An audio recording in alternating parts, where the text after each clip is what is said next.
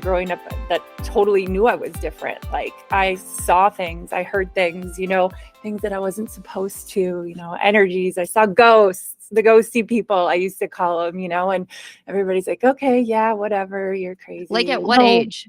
Like at what age? You know what? I remember my first kind of second grade, maybe younger. I think I was younger, but I remember this energy in my room, and I was like, what is that? Like, and it had a color to it, and I was like, wow, that's really cool. And then it just went away. It just completely disappeared. And I remember thinking, I'm like, I've never seen anything like that before, and then I forgot about it completely until I started seeing more and more of them, third, fourth, fifth grade. Like, are we talking like Casper the Friendly Ghost? Are we talking like full on people? Is it like right aura looking things? First, it was like aura looking things. I'd get really bright flashes of light in my room. I would get different things like that, from what I remember. And then the older I got, I started seeing actual people. And the funny thing is that I saw all these things when I was younger. I started to ask people about them.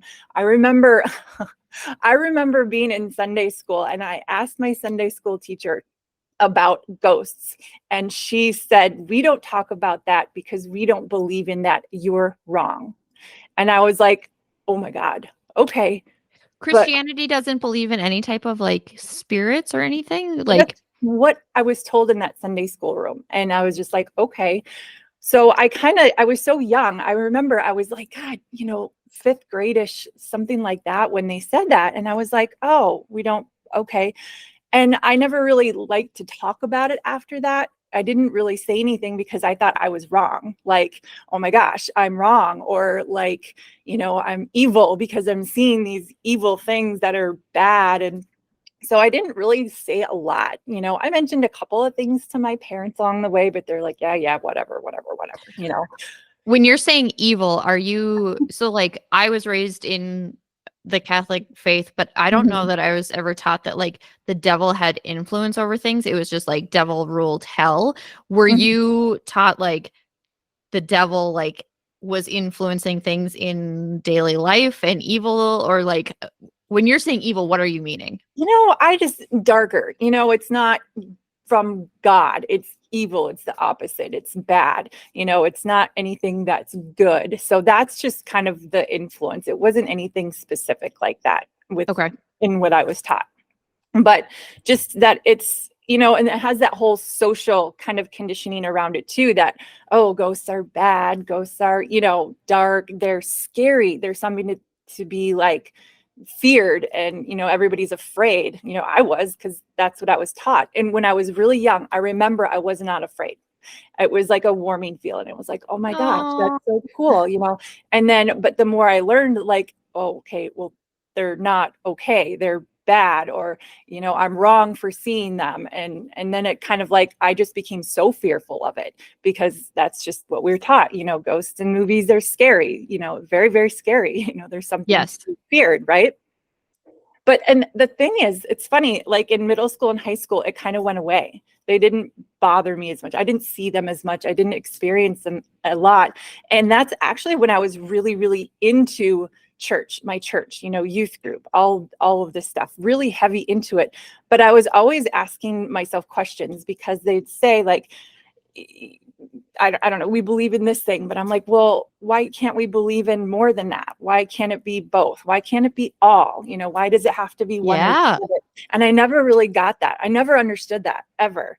And so I always went through thinking, well, okay, yeah, sure, I can believe this in the Bible. I can believe that, but I also believe this, I also believe it can be more than what we're being taught here. So I kept my mouth shut. I didn't really say a lot about that when I was going through all that. I was just kind of like, to be hard though, to like be like, yeah, I believe this and this, and everyone like to keep that all inside. Yeah. Because as a teenager with everything else that's going on inside at that time, that's so much. Yeah. And I was in it to win it. Trust me. Like all of my friends were surrounded. We were all the same that way, like church, youth group, everything. I was very in it. But I never really 100% clicked with it, because I always thought there was more. And why can't there be more? Why can't there be just more, you know? So that was always on the back burner. That was always there. And then things really started to shift for me in kind of like my mid-20s. I started seeing a lot of the ghosty people again, like full forms. You know, I used to work at a hospital at night in the OR, and I used to have particular ones that would come up, you know, whenever I'd work in the middle of the The night. same And ones? yeah, we had one that was called Bob, actually. Bob Oh. the ghost in the OR. It's really funny, totally famous, all the things. But so that I would continuously see them, and I was scared of them, still very, very afraid, because that's what I was taught. And then into my 30s, you know, and having kids and this, everything was going on. I felt like I was getting pummeled by them a lot. And I was so scared. I was so scared. Like when I saw one, I would just drop to the kitchen floor and just like sit on my butt and like rock myself. And I would call my husband. I'm like, can you come home? There's somebody here. He's like, well, call the police. I'm like, no. The ghosty people, you know, like I saw them in full physical form. Sometimes I could hear them. They say things like, one of the last ones I remember, because I don't see them anymore. I don't want to, and I don't have to. So I perceive them, they're still around, but it's not my jam anymore, right? Mm-hmm. But there, this guy I ran into in my living room, he was dressed in like these 80s clothes, like a tank top, a white tank top, and then red running shorts, and you know, the socks, the tube socks pulled up to his knees, and like he was going running, right? And I saw him, and I just like kind of stopped, and he's like, oh my God, you can see me? And then I was like, oh my God, that's so scary. Like, oh my God, oh my God. So I ran into my kitchen. My dog came in with her, and I was just shaking, so shaky, right? And I was so shook up by that encounter. Like, I was like, I am so sick of being scared of this shit. Like, I am so scared of it. Like, I'm so sick of it. And so I just, instead of kind of blocking it all out, blocking out the scary things, being fearful, right? I decided to kind of step into it instead, fully into it, right? So like, instead of being scared, I'm like, nope, there's more out there, and I'm going to figure out what that is, because it's How do you not make what we've been taught. How do you make sense of the specific people that you saw, like the specific ghosty people? Like, do you, or is that just like, I didn't. okay, I wasn't really like full on. I didn't want to communicate with them, so I didn't want to be a part of that world, because I was so scared. So I'd see them, and then I just block it out. I'd walk the other way. I just shut everything down, because I'm very sensitive to energies. I'm very like sensitive to that kind of thing. So that's why I could perceive them. That's why I could see them and hear them. But I didn't want to make sense of it. I didn't want to know them. I didn't want them around. I didn't want to know their stories. I didn't want anything of it, because I was so scared. So is that like the route like a medium would go? Is like somebody who's sensitive to those type of energies and then they like yeah, pursue that? Is that yeah, like your understanding of definitely. that? Yeah, definitely. And I think that's an avenue that I definitely could have gone down to Mm-hmm. pursue, but I didn't want to. Yeah. I, it was almost like they were there to help me wake up myself to everything else in my other spiritual gifts that I have and that I do bring forward. But I almost see them as like my wake up call. That's what I Yeah. refer to them as. And, you know, I could always go back to it, I think, but I just don't want to. It wasn't my jam. I like to do other things now. So So but Running Man woke you up Red and Running Man, yep. Mhm. he got you to go where exactly? So he got me thinking that I was just like, okay, there is more out there. I'm going to step into it, see what's out there. And so it was just from then on, my whole world went like this. And things started like just getting put in front of me. I'd see different things. I'd learn about different things. And then this whole other world started to open up. And I'm like, oh my gosh, there's so much more out there, you know, and reading things online and reading books then and different authors and different ideas and different perceptions. And I'm like, that resonated with me so much because I knew there was more out there. I just didn't know what. And so just kind of immersing myself into this whole other kind of spiritual world and just different energies and different things like that. And, you know, it 180'd me like very quickly. I'm like you know, being Christianity and religion specifically, I'm like, that's a no for me now.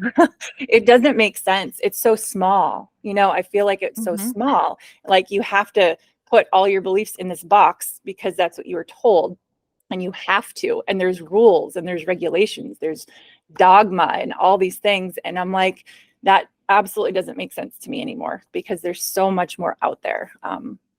Just So how being did that impact family dynamics when you said like, hey, this doesn't work for me anymore? And like you had kids at this time too, right? Yeah, they were pretty young at that time, 5 and 2, I think, is when it really kind of ramped up like that. Yeah, my husband was fine. He's great to talk to. He's got a great, perspective. He thought I was kind of crazy at first, but he's like, well, I believe that you believe what you see and whatever, but it's fine.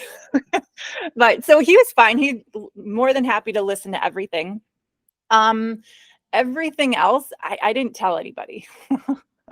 I didn't say really a lot to anybody, because I knew nobody who thought like I thought. I didn't have none of my friends at the time that I thought that.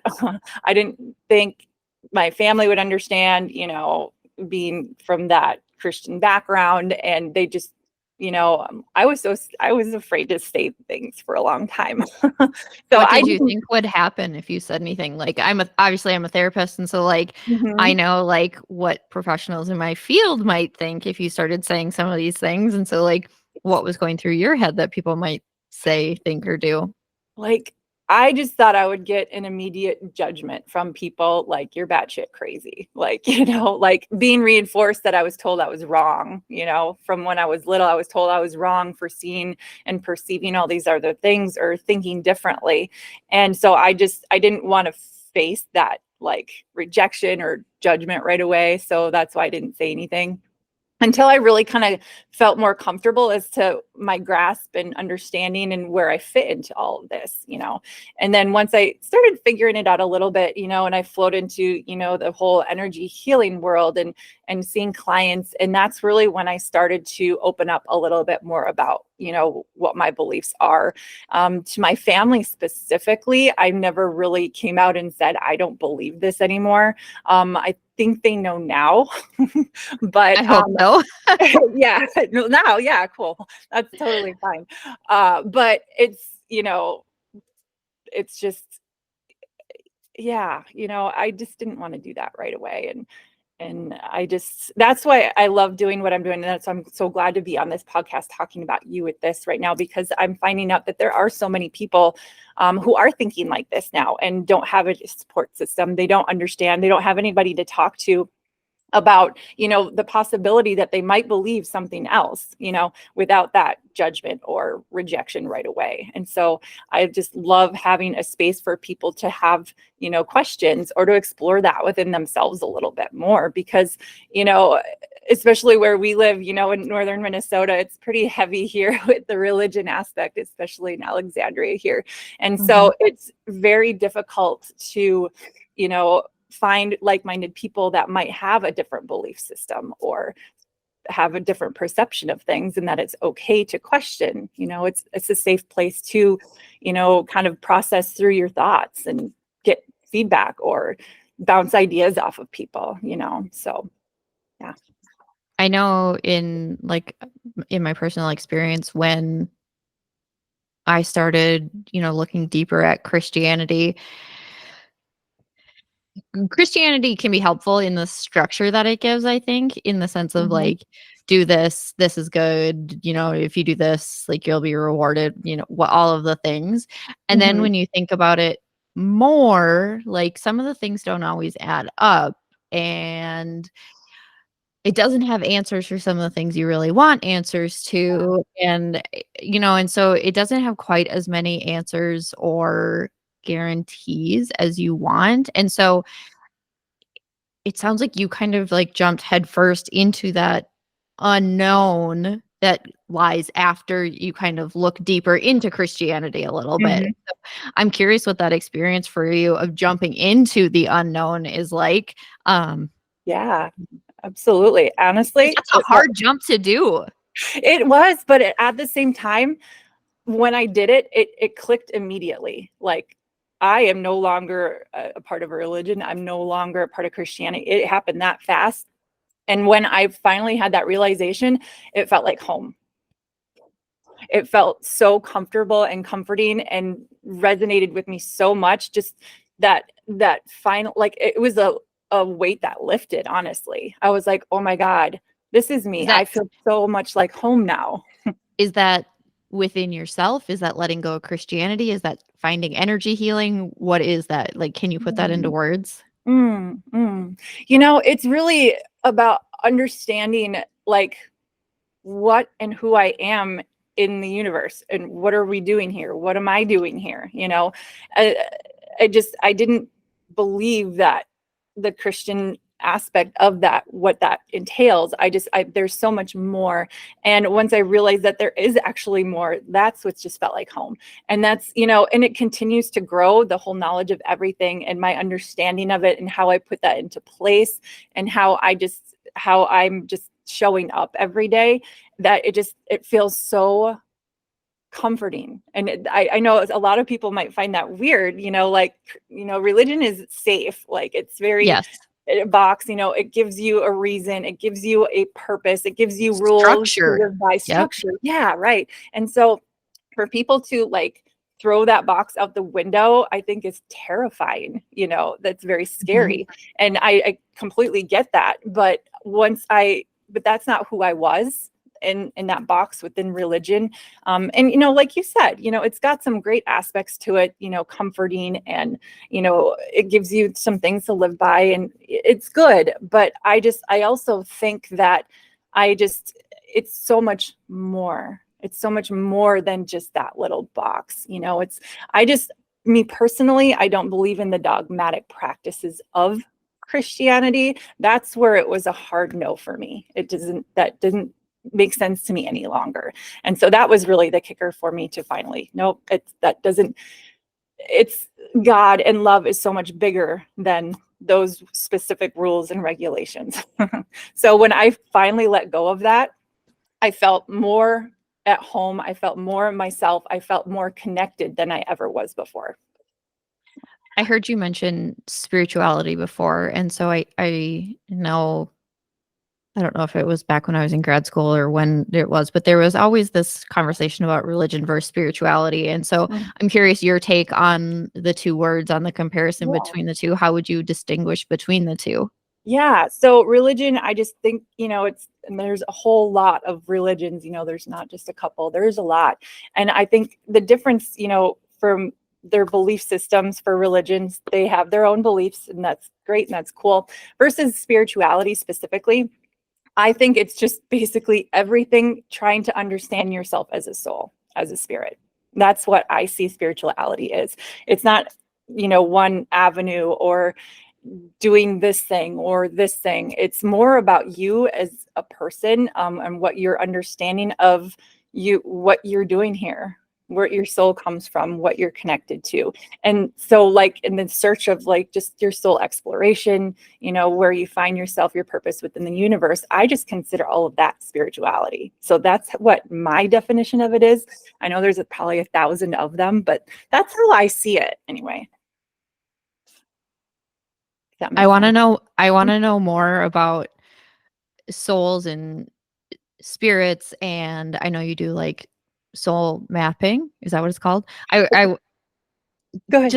Just give me information. I don't know what specific questions I want to know. Because I message you all the time and I'm like, tell me about this, because I don't know things and I just want to learn it all. But, like, I'm so curious, like, the information that you've learned to make sense of the world, because we're all just trying to make sense of things, right? We're all trying to do the best we can. And so I'm curious the things you've learned to help you make sense of things along the way, to make sense of yourself and the world that you're in, as being somebody who is really out of the box, if we will, if we're going to use that example. Yeah, no, that's a great question. And it's like, it's not anything one specifically, but what I really found helpful in finding, that your path, everybody's so individual. And so what I really truly love teaching people and helping people with, and I have a lot of modalities to do that, but the bottom line of which I really want to help people with is understanding and listening to who they truly are. underneath all the layers of who they should be or have been taught to be, I want them to live who they truly really are. And so at the bottom of it all, that's what I do, getting to really understanding who you are, being able to connect to your own intuition. Okay. So connecting that way, knowing what that looks like, how to do that, you also how to, connect with your higher self or your soul self, because you're not just this part of you, you're much more than that. You have guide teams on the other side, spirit guides. So I teach my clients how to connect with them, what they are, who they are, why they're there, how to connect with them. What does that look like? What does that mean? Just like you have this whole guidance system for you to tap into to help you live your life here and what you're doing and get through all your challenges and stuff. So I just all the things that ultimately do help people do that. Okay. And so I do that through energy healing sessions specifically. I do a hands-on healing practice that just helps you, kind of recharge, rebalance your energy. It helps with your self-awareness. It really helps you get in touch with your intuition as well. I do Akashic record readings, or I call them soul profile readings, actually. I don't know if you've ever heard of like the Akashic records at all. I don't know. I've only heard it through what you've posted on social media because obviously I like stalk all your stuff because You that's are just who awesome. I am. So I love that. That's awesome. But the Akashic Records is like a etherical book of life. It's an energetic imprint or a record of everything that it's ever happened to you or all of your past lives. Every thought, every feeling, every action, everything is stored in this energetic like imprint within the universe, right? And so I do a specific type of reading where I can connect with like your specific Akashic records and get you information that can help you for your current life. So I do readings like that. I can tap into that and, give you all this information that can help you. I also do what you said, soul mapping, soul purpose mapping. And that's actually where I use, and this I love because it's more tangible. And that's a lot of the things I do too. I like bringing practicality to spirituality. I'm like a bridge between, ethereal and tangible. So I like very tangible framework things in order to connect to your spirit self or your spirituality. But so the soul purpose mapping, I actually use your fingerprints and your palm prints to give you more information on like your soul purpose or your life lessons and or like your purpose flow, where you really, really light up in the area that, is meant for you. So I can actually get that from your fingerprints and your palm prints. It's just really kind of fun. It's really cool because, your handprints, you can't fake that, right? It is what it is. It's a part of you. So I just kind of interpret that for you. This is the information you have on your hands, which is really kind of cool. But what if people have like scars or burns or whatever on it their hands? always says something. Depends on where it's at. Ooh, Everything is, interesting. yep. It doesn't cover anything up. It's a part of who you are. So there's a reason why there's a scar there, or there's a reason why a fingerprint's not showing up in a specific place or something. There's always a reason, always an interpretation. So, yeah. I also do past life regressions, which has been really, really, really enlightening. I do a technique called quantum healing hypnosis technique developed by Dolores Cannon. And so I've been doing that for about 2 years now. And that's where I take clients through past life experiences and these things. And that has just been so amazing to me to hear people's experiences and to hear what they go through and to what they're learning about in this current life from those past lives. That to me has been very fascinating.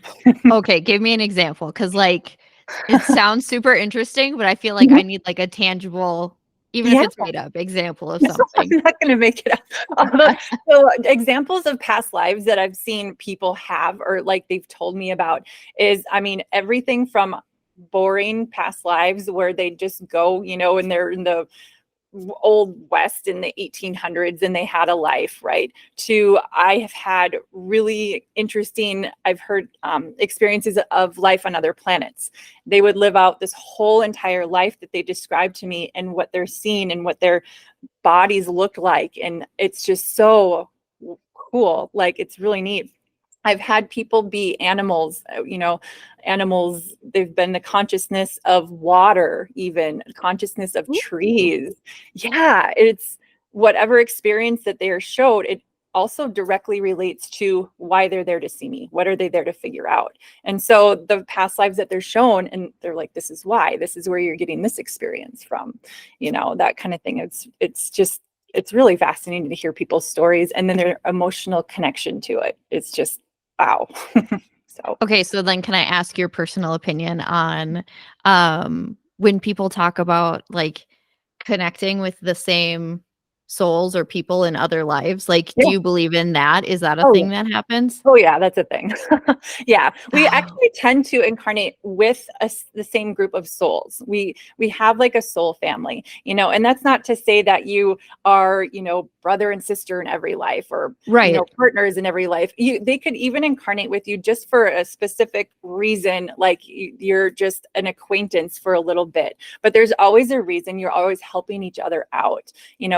It's just, yeah, you usually incarnate a lot with the same people. And oh, here's a fun thing. Yes. A lot of the times, your worst enemy in this life is your closest soul family member on the other side. Ooh. That is the thing. Yep. They're there to teach you the most because they love you so much and you're both learning so much from this, that opposition or whatever happened. So that happens a lot. Happens a I lot. mean, I guess that makes sense when you talk about like energy too. Like that's a lot of energy happening in one Mhm. space and like that Yeah. has to go. Okay. Yeah. Okay. Yeah. So I've heard a lot of different past life experiences, and they're just, I love what I do because I get to listen to all of it. It's so fascinating to me. And it's also interesting, the past life things too, and the modality that I do. My clients really finally, they understand the connection of that they are, a higher soul. They are more than this life. They are connected to all, then they always connected to that information. Everybody is. Everybody can allow all that information to come through. You just have to kind of recognize that voice and just to know how. So I'm curious, like Mhm. again, I'm not going to pretend that like the things that you're talking about like aren't out there. Like obviously the things that you're talking about aren't mainstream. And Mhm. so No. do you ever get self-conscious talking about these things knowing that you're not in the majority of what people believe? I used to. It was hard because I didn't say a lot. Even when I opened my first business and doing energy healing, I like, people would come up and ask, "Oh, hey, nice to meet you. What do you do?" I'm like, you don't know. I would like slough the question off, right? And so that's been a whole process for me to learn about doing and how to tell people and the confidence and to do that. But now I don't have a problem with it at all. And so like I teach students, I teach people how to do energy healing, and I teach people how to do that. And that's always a part of it. They're like, how do you tell people? I'm like, well, it's just, you'll grow into it. You'll finally find the confidence, the more you connect with like-minded people, like, kind of we are, or the more you find your people like that, it does become easier. You do find your words more. And so now if I meet people for the first time and they're like, oh, okay, well, what do you do? And I say, well, okay, well, I'm an intuitive healer. I do energy healing. And, you can usually either tell like right away, they're like, oh, that's interesting. Tell me more. What is that about? As opposed to, Yeah, the okay, lean well, back, the okay, yeah, the lean distance. back. Yep. Yep. So I get both, and I'm not affected by it at all anymore because I know who I am and I know my connection and what I'm here to do. That doesn't bother me at all.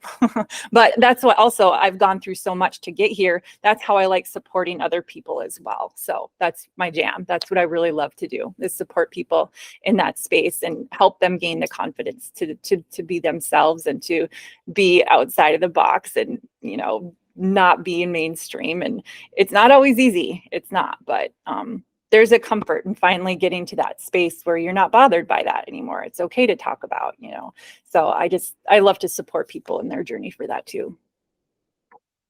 I'm also aware of the fact that you have like 2 teenage daughters, and so I'm curious, like, their perspective of what you do and Yeah. how they handle it when people ask what you It's do. so funny. Oh my God. Then they're so different. So my oldest daughter, she's 15 and a sophomore in high school here, and she thinks I'm crazy.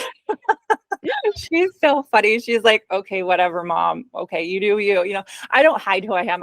But I don't force anything on the kids. I just talk about what I do and talk about experiences. I talk about that and just kind of, be myself. And so, yeah, she's always just like, okay, whatever, mom, you do you, but whatever, I'm going to go over here. She's Oh my never gosh, had. aren't you so tempted to like do the mapping for your kids to like Oh, see their I've done the handprints for them. So, and I've done that. That's really interesting and that kind of thing.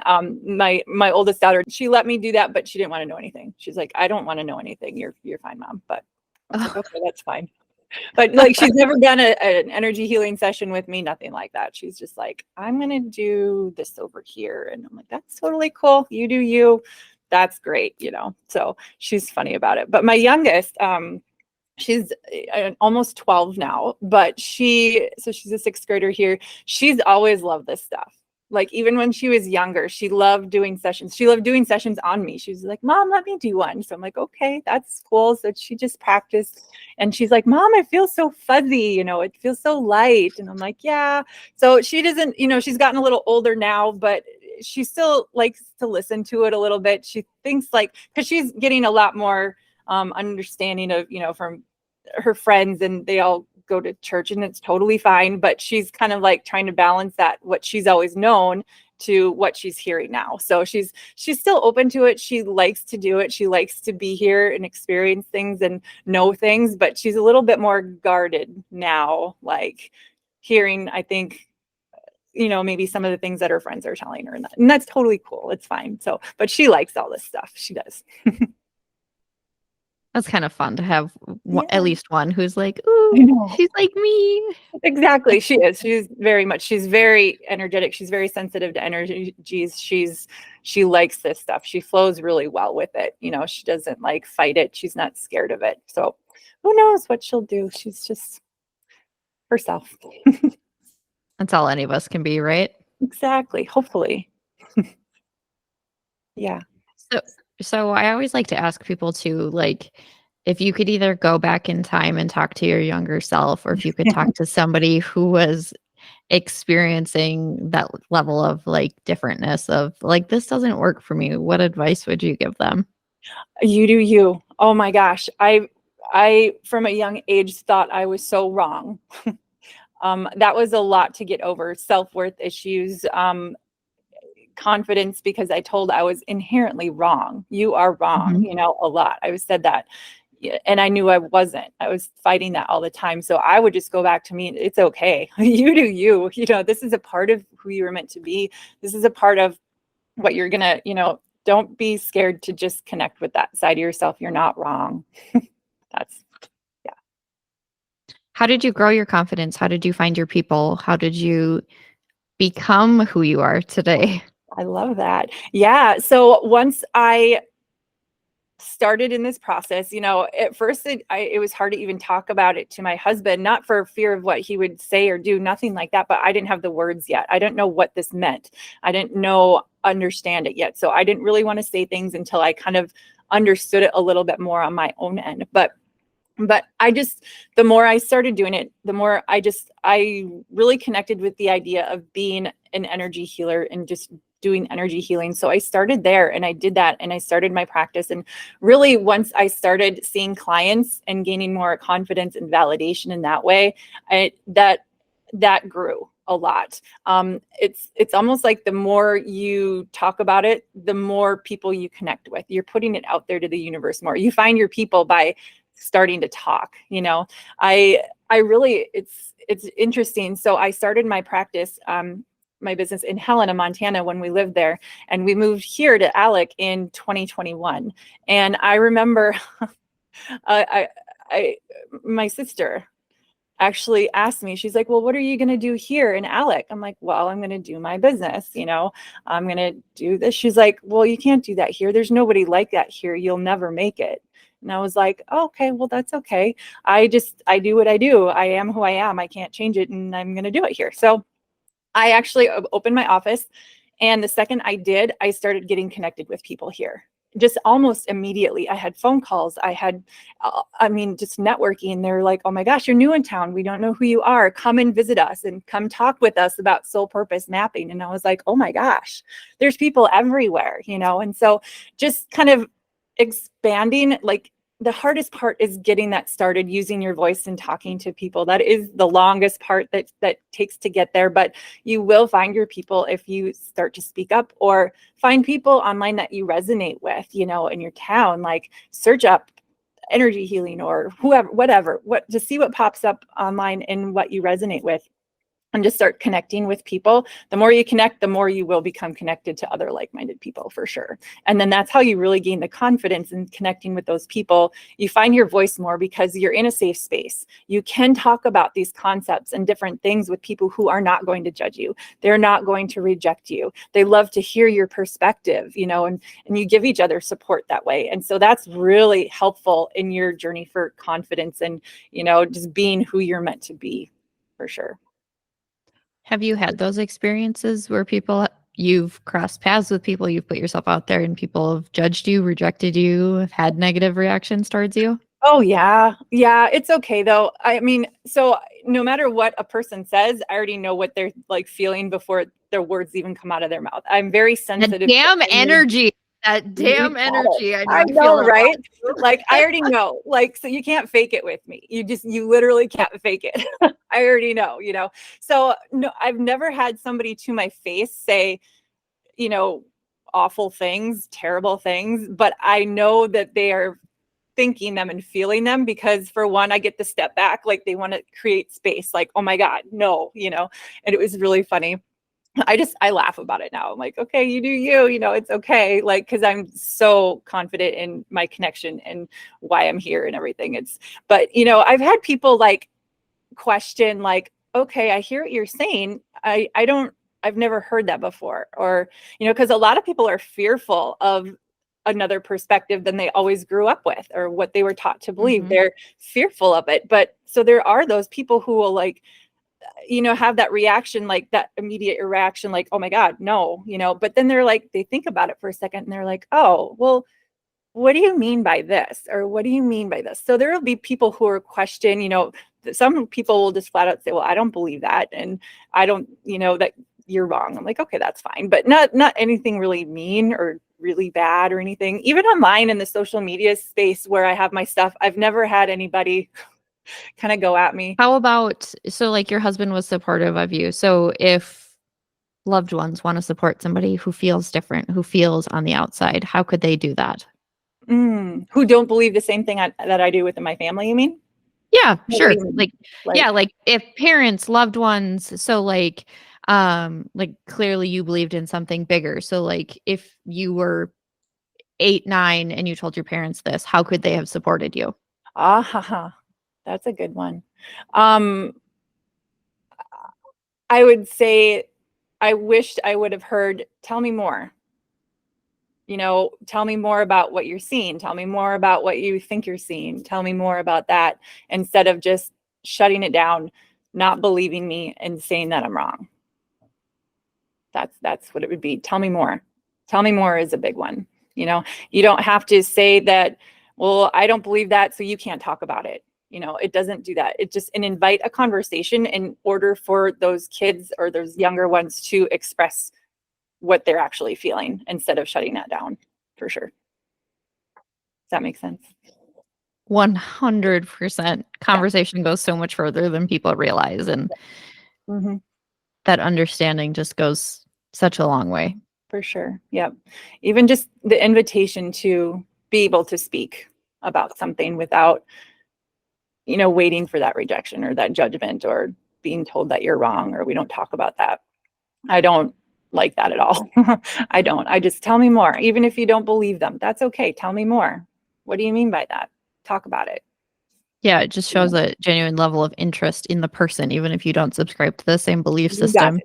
Yep. you can still love and support the person. Absolutely. Absolutely. Yep, for sure. And even though, as adults, if, what I really don't like is that, the religion aspect. I was talking to my husband about this the other day, that it's so prevalent in our community and, you know, where we are right now. It's like, it's considered good. It's good. Oh, you're religious. Oh, you're so good. And I'm Yes. like, I hate that. Because what does that make me? Bad? Like, I don't, Right. I really, it's so prevalent here. And it's come up a lot in the last like couple of months of, oh, the religious people are so good, do good things, they're good people. And my immediate reaction is just like, why do they seem so good? This doesn't make sense to me. I'm like, I'm not bad. Like, what does that make me? And then I get over it and I'm fine. But I just, Well, it's that categorization of people again too. Like we want it to be black and white. We want, yeah. you know, good and Mhm. bad, religious, non-religious. And the reality is when you look at people who identify as religious, Christian, you Mhm. know, whatever the religion is, like even those people are on a spectrum in terms of like how engaged they are with their faith and, you know, how closely they subscribe to those beliefs and stay in line with that because I know a lot of people who say they follow one religion and their behavior very much says something else. And so it's Mhm. all a spectrum. And so, like, Mhm. I don't think either of us are here to bash Christianity or any type of Mhm. religion. It's just that Mhm. we can all be accepting of each other and that one isn't good or bad and that we don't have to be in a box. We can just all coexist. Yes, that's absolutely it. You know, I am not here to tell anybody that they are wrong. That I would never do that because that's what was done to me. You know, I have Right. that full understanding of that. You know, I'm not here to convince anybody. I just want to be here as a support system for those who are questioning what they're taught and what they maybe are no longer in alignment with, you know, just a support system for those people. Thank you for sharing all of this with me. Oh, no problem. I You're just I think your experience is gonna just resonate with so many people because like I know my whole life I felt like I was on the outside and like I don't know how else to Mhm. describe it and people aren't necessarily watching this but like it just felt like everybody was like here like in the middle and then I was like somewhere floating over Yeah. here and like it felt like I was all alone but I know that there's other weirdos floating out here with me and I Yeah. just had to find them. So You got it. Yes, absolutely, you know? And it's like, it's so nice that when you finally realize that you're okay being on the outside, you know, and like start really truly being yourself, that's when all those connections like come in. You're like, oh my gosh, there are other people. Oh my gosh, I see that now. Instead of like hiding who you really were to because you weren't in the box. You know what I mean? So it's just how do you make sense of that? Is that fate? Is that energy that like draws those people into you? Because when you are like, I do believe that like when you're on the right path, like things start to fall in place. The right people Mhm, start to come into alignment with you. Like, is mhm. that faith? Is fate? Is that energy? What do you call that? I call that like I I think a mixture of both. I don't know because I don't claim to know everything like and how it all works because it's so Yes, you big. do. I go But to you for everything. right, right.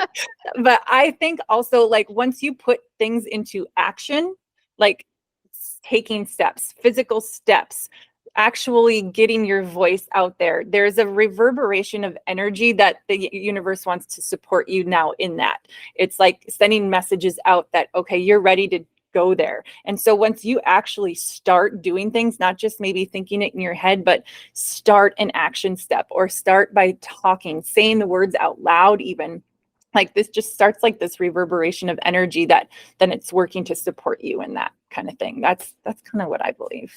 But yeah. Well, thank you so much. Yeah, you're so welcome. Oh, this is fun, Brooke.